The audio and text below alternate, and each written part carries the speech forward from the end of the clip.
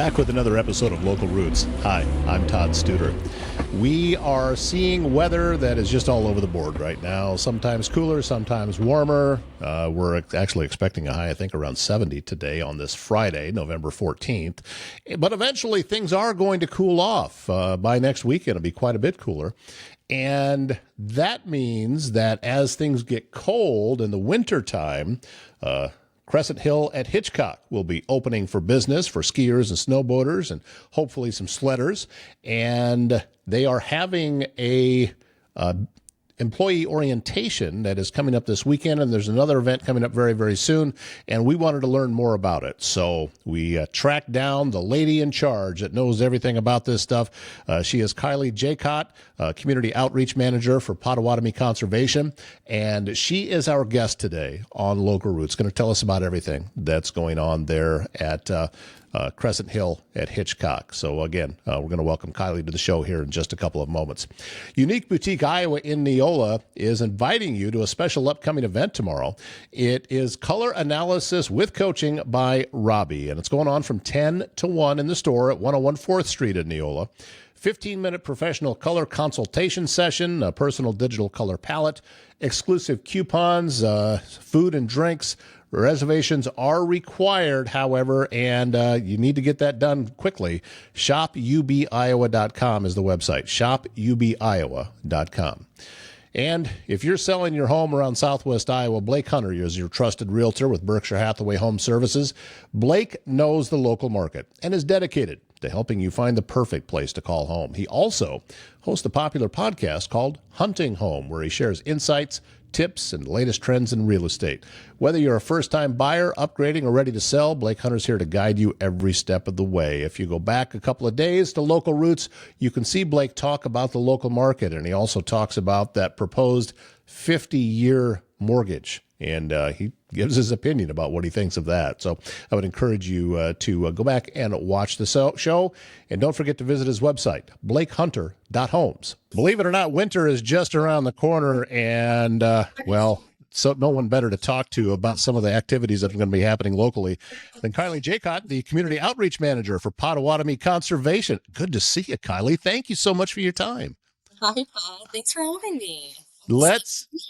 There is excitement going on, and I don't know. I keep thinking of it as Mount Crescent, but that's not what it is anymore. Yeah. The name has been changed, the sign has been changed, and there's a buzz going on out there right now as you're getting ready for winter.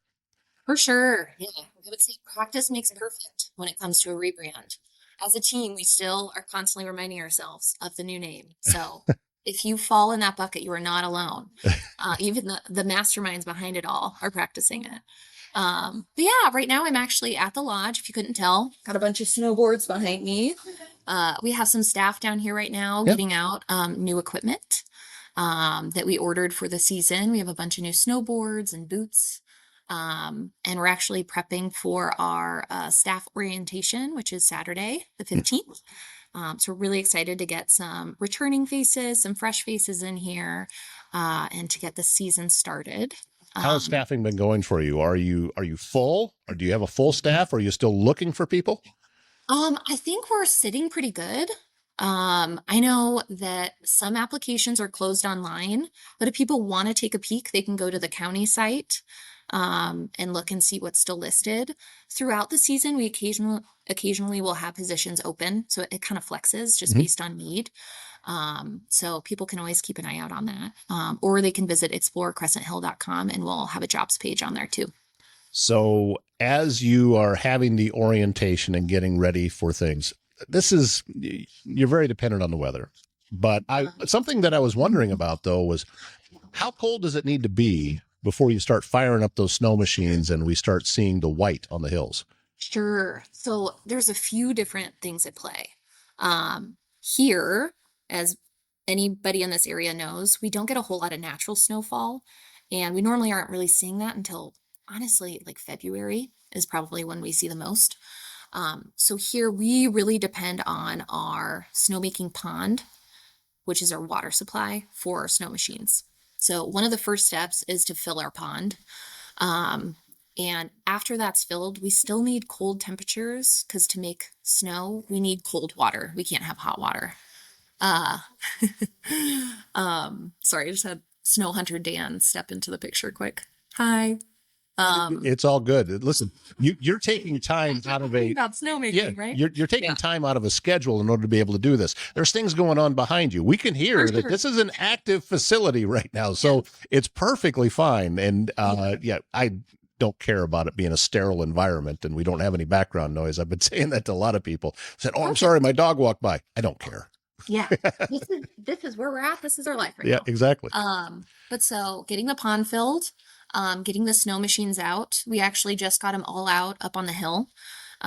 So our next step is cold weather so that we can do a snowmaking test. Because we want to make sure that all our machines are still operating great from last season. If we need to make any repairs, we will. So we're waiting for a cold weather dip in order to do that. While our pond finishes filling. It usually takes about maybe 3 days or so to fill up. So that's our kind of waiting period right now until we can do our big test. And so we'll definitely make sure that the public knows when that test happens because it's a very exciting time. Yeah, it's not happening this weekend. We're talking, unfortunately, 70s for Friday and high 60s, I think, for Saturday, and that's not snow weather. But we fall in the small bucket of people, along with people who love skiing, snowboarding, sledding, where this kind of temperature in November makes us a little sad, for sure. But you asked about perfect snowmaking temperature. For us, since we're generally making it with a snow machine, it actually needs to be a little bit colder than it does for Mother Nature. And the reason for that is when it's natural snowfall, that water has a really long ways to fall through cold air until it turns into snow. When it comes out of a machine, it's got maybe 30, 20 feet to fall. So our ideal temperature is probably around 15 degrees. That cold. I wouldn't think it would be down that far. Yeah. But that's ideal. We really start looking at snowmaking, especially when it's early in the season, at between 24 and 26 degrees. And that's wet bulb. So it also accounts for humidity. So even for the testing that you're talking about, does it need to be that cold? Ideally, yes. Okay. Yep. So anything new happening at Crescent Hill this year that maybe we haven't seen before? Is it just bringing back everybody's standards and favorites and how they like things to be, or are you implementing anything new this year? Yeah, I'd say our biggest update is to our double lift. I think that lift is from 1974. So the motor on it was getting a little worn, and we're getting that replaced. So the hope is that that will happen right around Thanksgiving, early December. And that is going to ensure that our lift there is a lot more trusty in cold weather. Funnily enough, a lift is going to be operating during cold weather because it's a ski area. But cold weather and mechanics don't always jive super great, especially when it's machinery that's from the 70s. So getting that motor upgraded on that lift will be very, very helpful. We're thankful that that lift has been really well maintained over the years. But we still would run into periods where, especially during cold snaps, we just couldn't quite get it up and running the way we wanted to. So definitely excited about that improvement this season. Well, I'll tell you a quick story about skiing. And this goes up to, I grew up in Northwest Iowa, and there was a ski place there about the same size as Crescent Hill, and it was in Humboldt, Iowa, just outside. Their lift was a tow cable. And we were taught when we went out there, had a school day out there, and they said, okay, one hand in the front, one hand behind you, and then it'll pull you up. Well, one of the hills had this quirk in it that it would, the cable, it was a metal cable, would rotate as it's pulling you up. And I had drawstrings on the front of my coat. And it wrapped up in there before I realized what happened. And I'm at the top of the hill, and now suddenly I'm tied to the cable, and it's about to go up into the mechanism. I started to panic, and I grabbed it, and I'm just twisting as hard as I can. And just before it was about to lift me off the ground, I got it loose enough to where I could get free. Oh my gosh. That was That I was think one of you my, had, yeah, I think you had a guardian angel looking out for you that day. I think maybe He's like, so. "Oh, I help you out really quick." But this was an example, though, of how much fun being there. Take that out of the equation. Yeah. We had a ton of fun being out there on those hills. We're not the Rocky Mountains. We're not, Right. the Grand Tetons or these huge places in Happy Valley or, out at Ski Utah and all these different places. We don't have those kind of runs, but the shorter runs can be so much fun Mm-hmm. because you're up and down a lot faster, and it's like everything is just a little bit faster paced as you're going, and it's short little hits of runs as opposed to the really long ones. And I had a great time. We used to start doing that. We go out, when we were in high school. This is where we go spend our evenings because it Mm-hmm. was lit up and we'd go have fun there. So there's a definite advantage, I think, to having this in our area. And we hear all the time about, young people not having stuff to do. Yeah, we do. You just got to look for it. And I think that this is one of those places. Well, I'm glad that you had that positive experience as a kid. In the Midwest, not a whole lot of people have access to a Mm-hmm. ski hill. Um, like you said, we definitely aren't a mountain. We definitely aren't Colorado. We aren't pretending to be. Um, but I hear time and again from folks who come out and have never been out that their experience was vastly different from what they thought it was going to be, and it was way more fun. They were able to fit in an incredible amount of runs in a short amount of time, which is something really unique that you can't do at a big Mm-hmm. area. Um, it's also kind of nice for somebody who's new to the sport to give them kind of a stepping stone before they decide to go out to like a real true mountain ski resort experience. To test out the equipment, test out their ski legs, get a feel for it, ride a lift for the first time, all of those good things. Is this is training available, lessons available there? Can the complete novice that has never stepped on skis before or a snowboard like you have behind you, Yep. is it available for them too? Yes. So I'm glad you asked. We're actually finalizing a couple of changes to our lesson offerings. But as a hill that sees so many beginners, we really, really invest in our snow sports school, which offers all of our lessons. So a shift that people will see this year is a focus more on skill level versus age. We're still going to offer lessons for younger ages specifically, just because it makes sense to cater towards that. Um, but generally across the board, we're going to be breaking groups into beginner groups. So folks who have never really touched the snow before, don't really know anything about a lift, they don't know how to put skis on, all of that, to someone who's more of a level one or even more advanced looking to sharpen their skills. If you have someone come in that's a complete novice, is there a Mhm. difference between approaching it, putting skis on versus putting on a snowboard? Should one come before the other? Or does it matter? I feel like you would get a lot of different answers to that question depending on who you're asking. I will not pretend to be a ski or snowboard expert. That is a question that I would pose to our snow sports school coordinator. Um, but it is kind of funny asking folks here what they think. A lot of people think ski has to come first because that's the classic. But snowboard is getting so much more popular. So it really just kind of depends on what you're up for, I think. Each present different challenges. I got a kick out of it when I was in Colorado, and a guy that was a snowboarder and somebody else was a skier, and they started trading jabs back and forth. And Uh-huh. the snowboarder, he actually called the skier a two planker, which I thought was hilarious.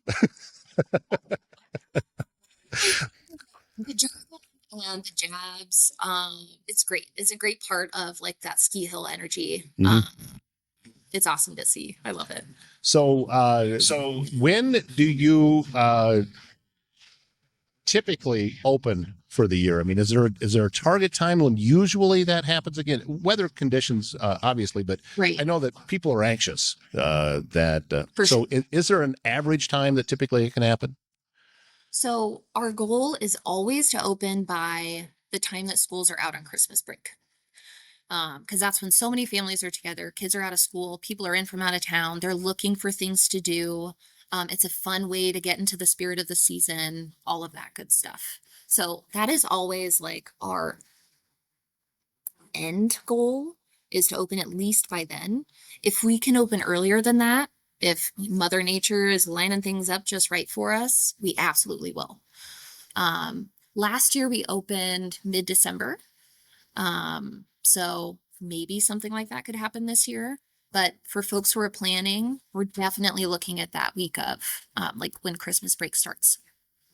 Well, this is it's an exciting time of year. I think this is you're gearing up, getting all the planning stages in. You're going to have a lot of people coming in for orientation this weekend. That I'm sure there's going to be a great energy there as everybody's looking forward to yet another wonderful season. And I'm grateful that you took just a little bit of time here today to jump on and tell us more about it. Is there a way that people can pre-book their time out there? Is that available for them now? Not yet. What people can do now is they can purchase a season pass. So if they know that, hey, I want to make sure that I have access to that hill all season long, that's available and can be purchased online. We also have e-gift cards that people can purchase. So if you're looking for a birthday present for somebody, trying to get some holiday shopping done, looking for stocking stuffer type stuff, those are available. Once we determine our opening date, lift tickets will become available. Sledding, Midnight Madness, all of those things will start to come into play, and lessons, of course. And all of that is it on the Pot Conservation website? You can find that at explorecrescenthill.com. Explorecrescenthill.com. Okay, we want to make sure we get that link in the description here for people. So again, this is Kylie Jacott. She is the Community Outreach Manager for Pottawattamie Conservation.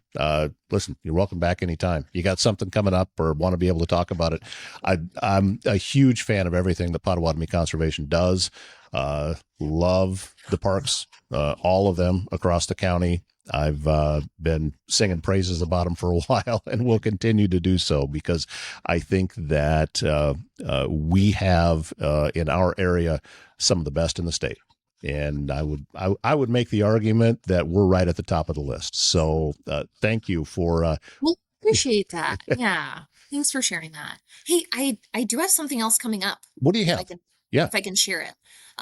So our season pass pickup party is coming up. That's our first public event of the year. It's November 22nd. So that's coming up in a couple weeks here. Yeah, that's a day right after Winterfest. Yep, it is right after Winterfest. We'll also be out at Winterfest. So for anybody who's planning to swing by that awesome event, come say hi. We'll have Snow Hunter Dan out there and some ski instructors. We'd love to see you. But if you want to keep the winter fun rolling, the 22nd, our season pass pickup party is going on. That is open to the public. It's designed for season pass holders to be able to pick their passes up early, kind of build excitement for the season. But anyone's welcome to come out. We'll have the kitchen and the bar open. Our awesome Crescent Hill Ski Patrol team is going to host a ski swap fundraiser where people can buy gently used secondhand ski gear, snowboard, winter equipment, apparel. So that event is going from 1 to 6, and people can swing by, say hi, check out what's going on, hang out with friends and family, get excited for the season. We're also accepting food donations and winter apparel donations during that. So if people want to raid their closets and their pantries and bring them onto us, we will help disperse that into the community. Do they need to do anything to be a part of that, or can they just show up? You can just show up. And again, that is coming up on November 22nd. That is a Saturday, and going on that afternoon. Perfect. Kylie, thank you so much for your time. Thanks for the great information, and we look forward to talking with you again soon. Awesome. Thanks, Todd. Bye. That was the first time we've had Kylie on the show, believe it or not, but I can promise you it won't be the last time. We're looking forward to staying up to date on everything that is going on out there. Castle & Associates of American Family Insurance, your local insurance provider, for all of your home, auto, life, business, and farm insurance needs with 4 convenient locations. They are in Trainer, Council Bluffs, Bellevue, and Elkhorn, which means They're local and in your neighborhood, ready to help you navigate the complexities of insurance today. Travis and his team will educate, advise, and simplify insurance, all to protect those things you cherish most. Give them a call for your free quote. And if you're looking for all natural health solutions in Southwest Iowa, Bambi's Green Acres Natural Market is located in Council Bluffs and has been serving the communities in our area since 1997. She has a wide selection of vitamins, supplements, essential oils, bulk foods, diet aids. Over 37 years of experience, Bambi can help you reach your health goals. So, if you're ready to put health in your hands, visit Bambi's Green Acres Natural Market at 805 South Main Street in Council Bluffs. Thanks again, Kylie Jacott, for joining us today, and we look forward to seeing you back here on Monday morning. My name is Todd Studer. Have a great weekend.